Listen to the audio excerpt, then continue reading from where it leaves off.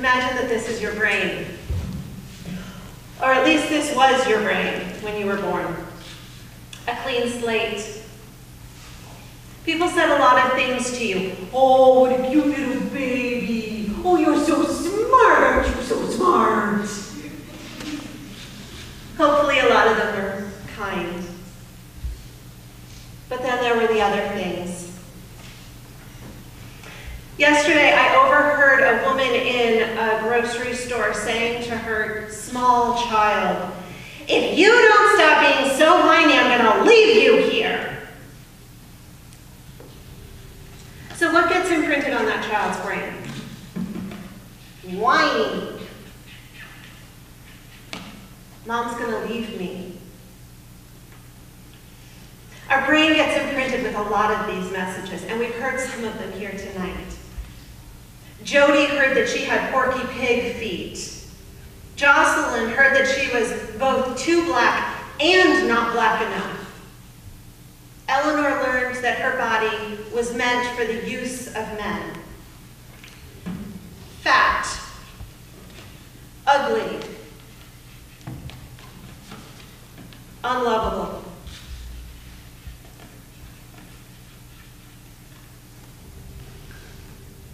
And although these words were said to us by other people, when we hear them often enough, they become part of our own brain. And we start saying them to ourselves in our own voice.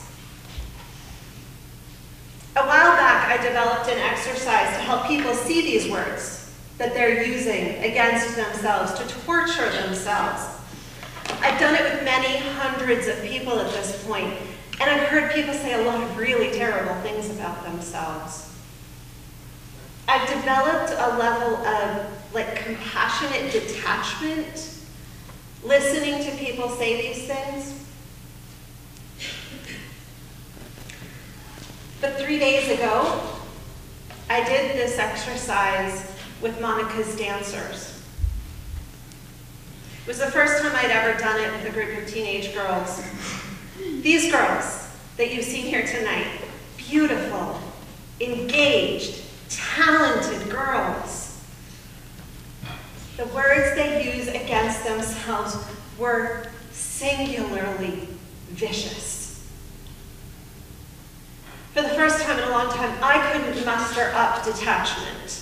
I tried to hide it from them, but I was crying, watching what they wrote on their balloons. Things like, "You're never going to look right. You'll never fit in. Your stomach is gross. You have no friends. No one cares about you. You aren't worth it. You're too much trouble. You suck at everything. You're a burden. No one has time for you.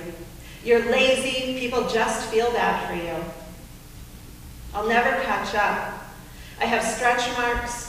I'm annoying, rude, stupid, gross. Everyone hates you."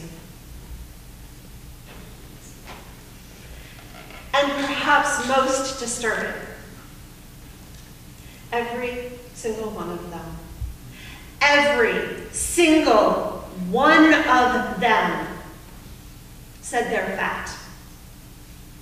Look at these girls. They think they're fat. And I can relate. I was a stick-thin child, but when I was young, my father started telling me that I was gaining weight. I was getting fat. I believed him. And as if in some sort of sick solidarity with his words, I began to gain weight. When I was about 12, and by the way, still pretty damn skinny, he said the single most damaging words of my entire life. "Boys won't like you if you don't have pretty legs."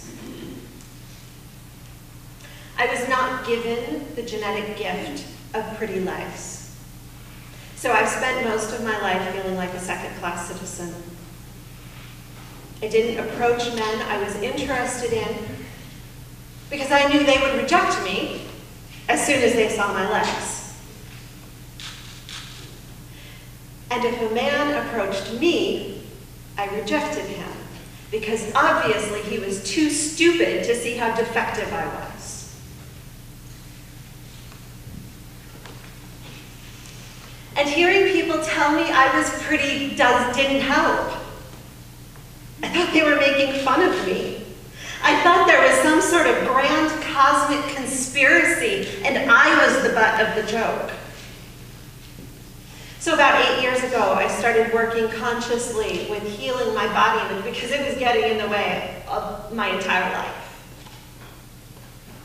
I eventually published the book that I wished I had to guide me through this journey. I'm no longer paralyzed by the fear of standing up here in front of you and being seen. But that one sentence still haunts me. Boys won't like you if you don't have pretty legs. I have a phobia of wearing shorts and skirts. So tonight, in solidarity with the incredible courage of the women on this stage, I have challenged myself to wear a short skirt. Because the truth is that my father said those words to me 30 years ago. He died 15 years ago. The only person repeating those words to me right now is me. And I may not have had the ability to stop him from saying those words to me. But I do have the ability to stop saying those words to myself. Since I was a teenager, I thought that my life would be so different if I'd grown up thin and pretty. Recently, I realized that's probably not true. My life would have been so different if I had grown up confident.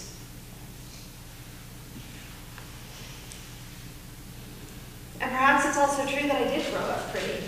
I've never been able to see it, but Monica has reminded us tonight that most of us don't actually see ourselves accurately in the mirror. And looking at these beautiful young women, I'm reminded of the need to move from an emphasis on thin and pretty to a development of inner confidence. These girls are beautiful, but they're still in so much trauma that they can't see it. And they won't believe it no matter how much we tell it to them. We have to do better by our children. We need to stop telling them that we're going to leave them behind if they act a way that we don't like. We have to stop telling them that they don't look the way that we want them to.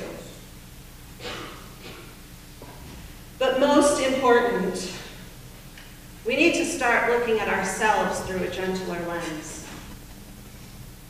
Because our children learn how to look at themselves based on what we say. And this shit has got to stop.